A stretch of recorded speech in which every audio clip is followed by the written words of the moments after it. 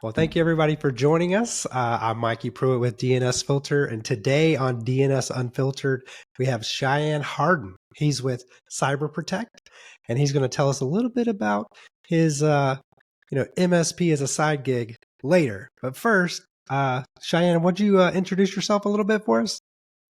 Thing. Thanks, Mikey, for having me on today.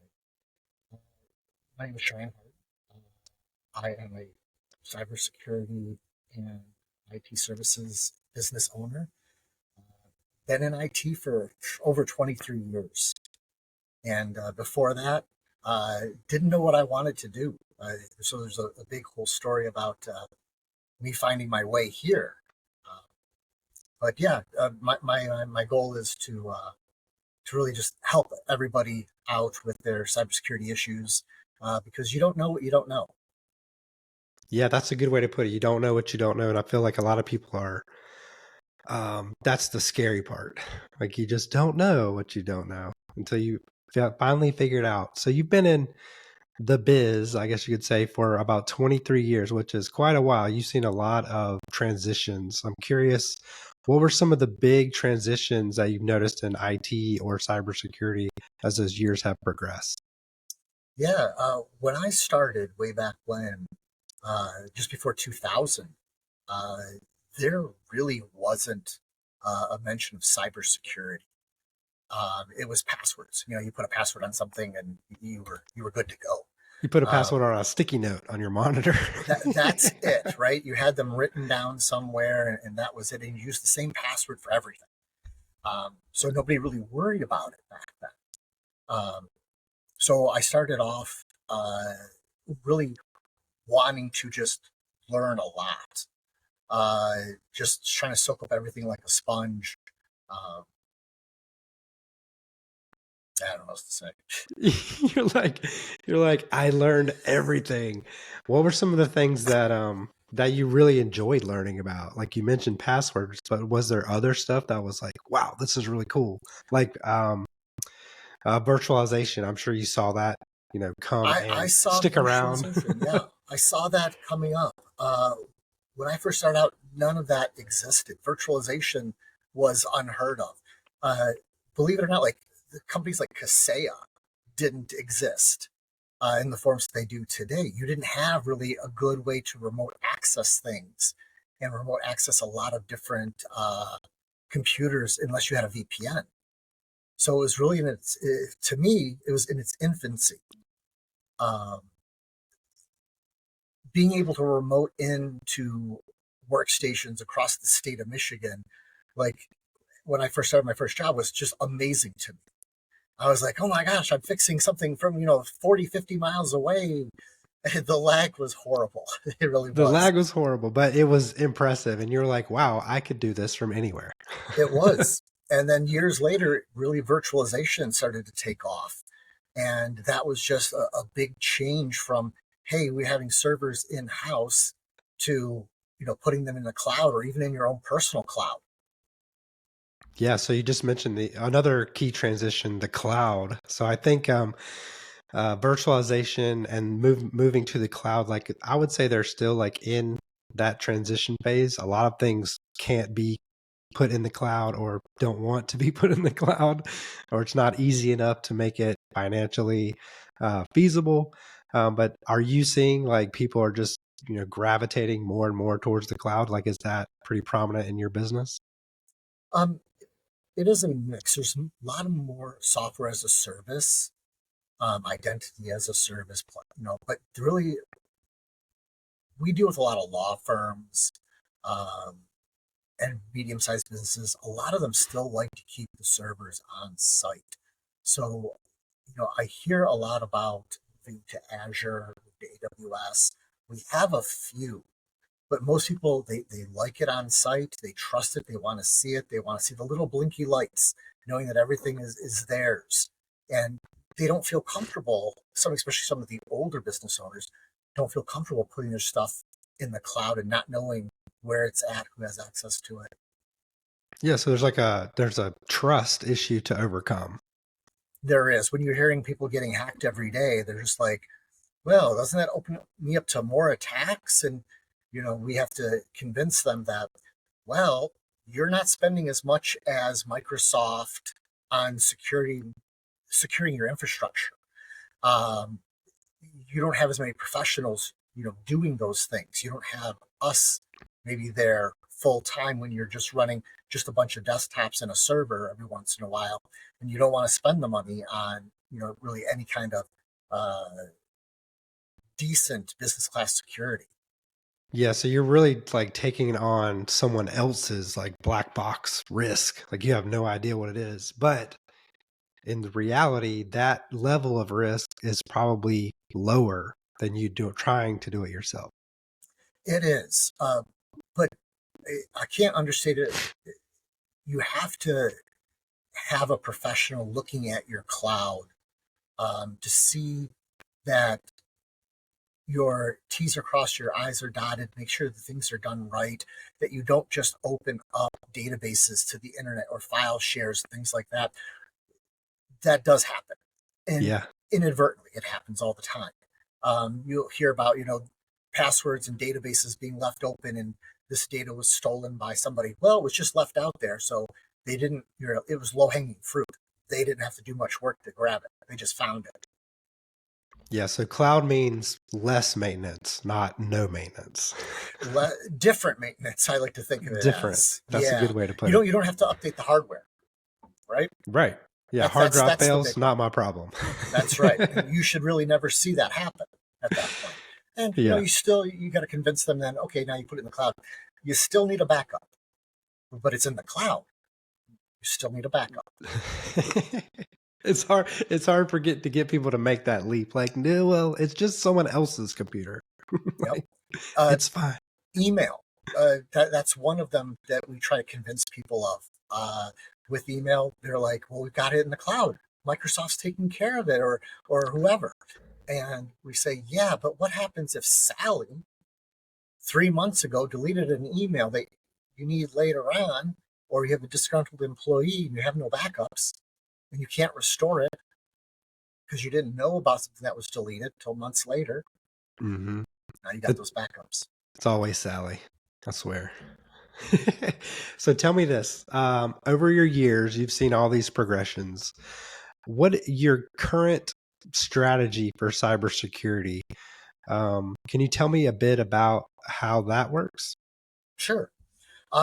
We like the old school layered approach. We try not to do 100% overlap, but we definitely work as a layered approach to cybersecurity to make sure we secure, you know, people, processes, devices, cloud infrastructure.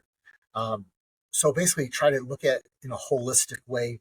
Sometimes, we use the HIPAA or NIST standards. I don't know if you can hear all those emails going off. I'm going to close that. I apologize.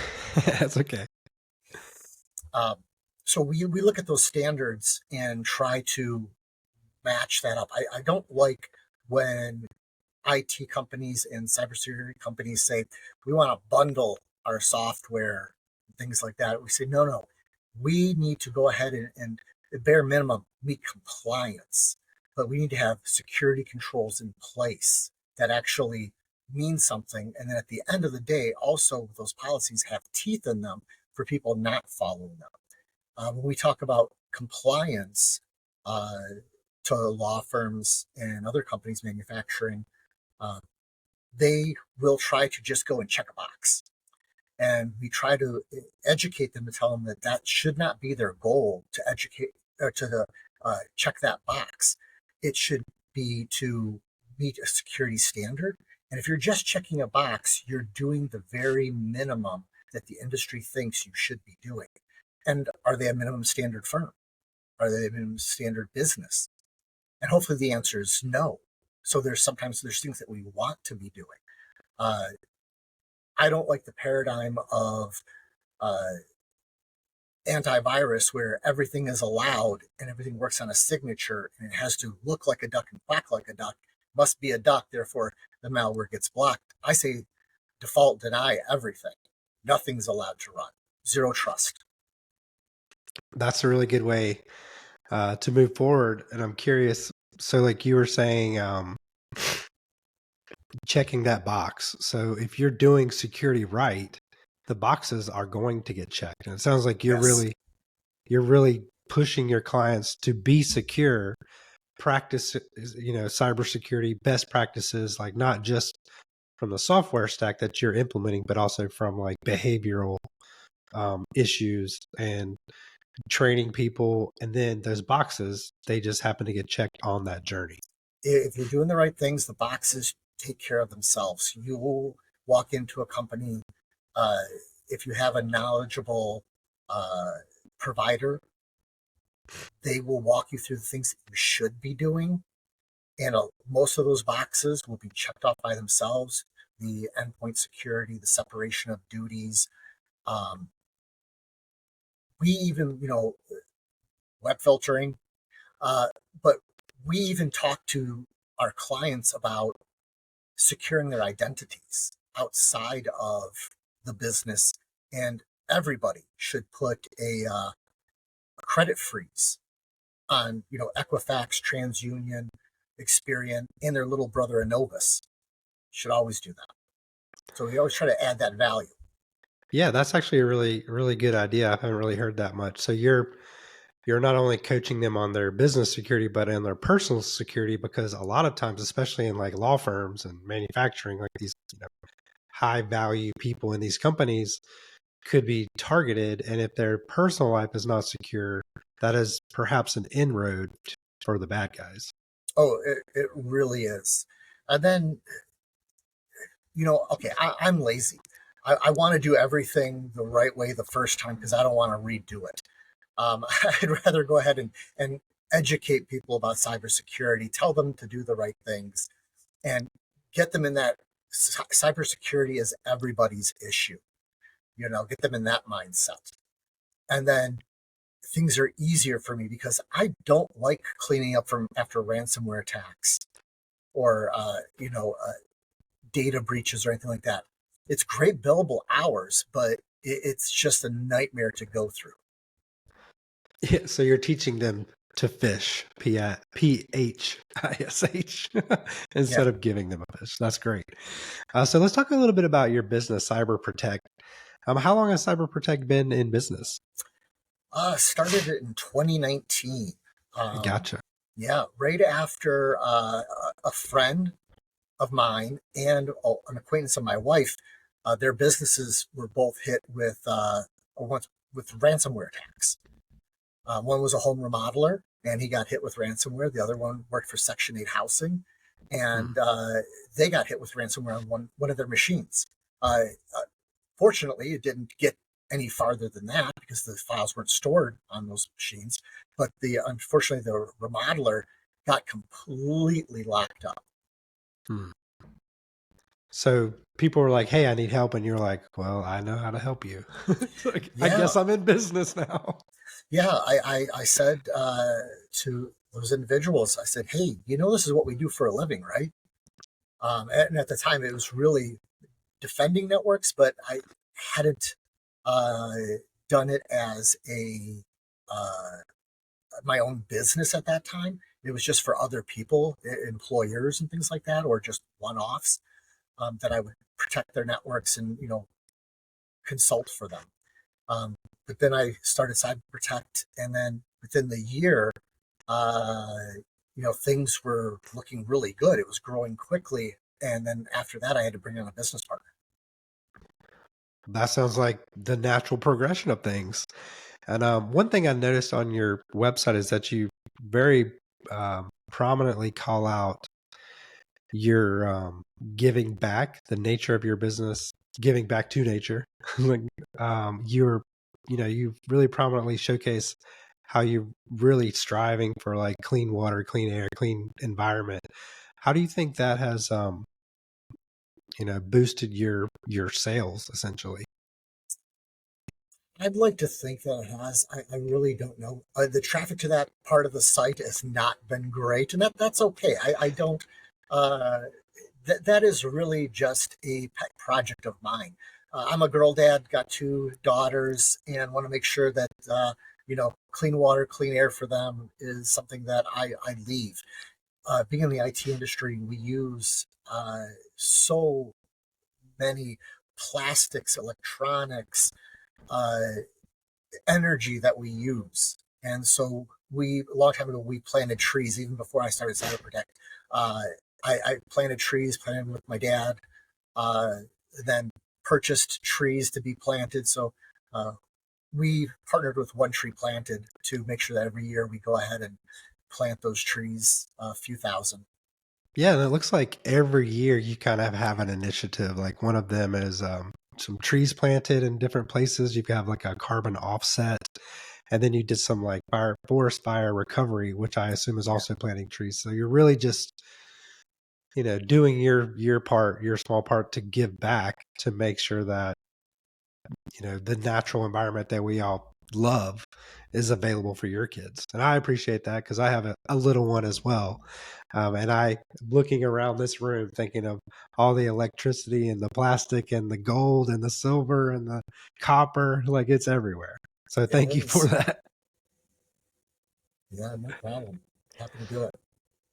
So I have one last thing I wanted to talk to you about, which was astonishing to me when we were kind of grouping up to have this conversation. You mentioned to me that your MSP is a side hustle. So the office you're at, I don't know if that is your employer's office and It or is. that's your employer's office. Yes, I'm on So lunch right now. oh, he's on. All right, great. Shy's on his lunch break. So how do you run a successful MSP? Like, I can see how much you pay DNS filter and it's not no small amount. So your business is, doing well, bustling, I would say. Um, how do you manage an MSP with a full-time job? It's difficult. It's a little easier now. When I first started, it was just me doing everything and coming out to the companies right up front and saying, "Hey, in the building I work in, we'd like to work with you. I'd like to work with you." I always said we, as Cyber Protect, we'd like to work with you, and we're here in the morning. I get in before my day starts. Uh, I wake up extra early in the morning. Sometimes I have to remote in and do things in the 6 o'clock in the morning. Then I come into the office, start my day, uh, take off at lunch, and sometimes go fix things, do billing, get back with customers, and then after lunch or after dinner, go and start doing it all over again with checking emails, you know, finish up billing. Sometimes at night, laying in bed, doing social media on my phone, and putting out posts, which I try to put out like 3, 4 posts a week, uh, and then scheduling them. So, it's the bags under these eyes that tell you I don't get a lot of sleep. But What then, was the yeah, my business partner helps a lot Yeah. with it. And then we've got a full time person that we just brought on for tier one that handles all the small stuff for us. Yeah, so what was the trigger where you were like, okay, I think I can maintain a full-time job and run an MSP? Was there a certain event or just something? What was it? It was a horrible event. So I was at home on a weekend, and I was putting all of my savings and spending, and I was putting that in Excel spreadsheets and extrapolating out what my retirement looked like. And then I got really depressed. And You were I like, wait, these numbers aren't adding up, right? not where I wanted to be, right? And so I walked upstairs and I talked to my wife, and I said, "Hey, have a good retirement." She says, "What do you mean?"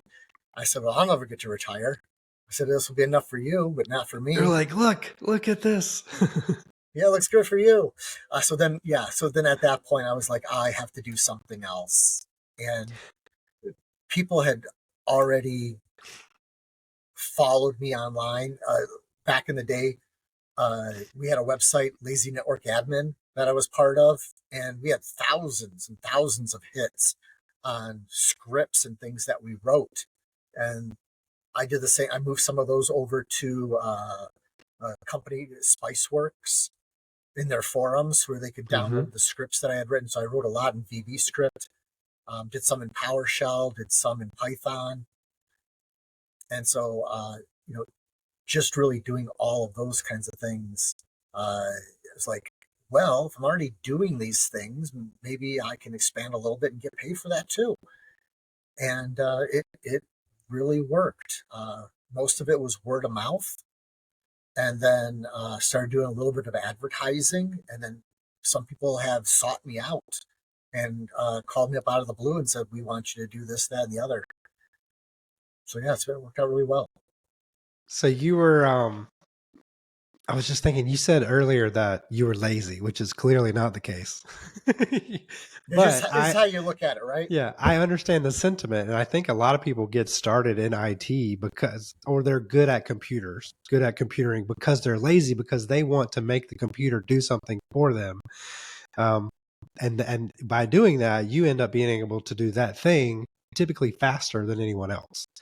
So your laziness has paid off, but and I was just thinking, like, it's so great having a skill like you have that you can, hang out your shingle anywhere at any time from anywhere in the world and be an expert for someone else. And people will pay you for that.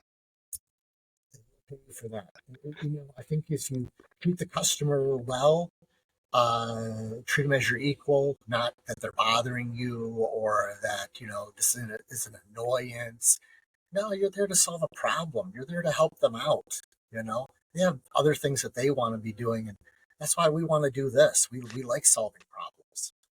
Yeah, So exactly. Do you have any advice for people getting started in IT or in the MSP space? Like someone maybe looking for a career? learn everything that you can learn. Um, Make sure you learn how to script, program a little bit, learn about cybersecurity, learn about business. I did not know and was learning self taught all the things I didn't know. Learn a little bit about business. If you're going to make IT your career, when you get your first job, second job, don't try to be the highest paid person in the room. Instead, ask for guaranteed training every year, because somebody can take your paycheck away from you, but they can't take this, the knowledge that you accumulate. Exactly. Knowledge is power. It is. Well, that's great. Thank you, Chey, for taking the time to chat with us today. Thank you, everyone, for joining us. And yeah, I just really appreciate it. Thanks, Mikey. Appreciate you.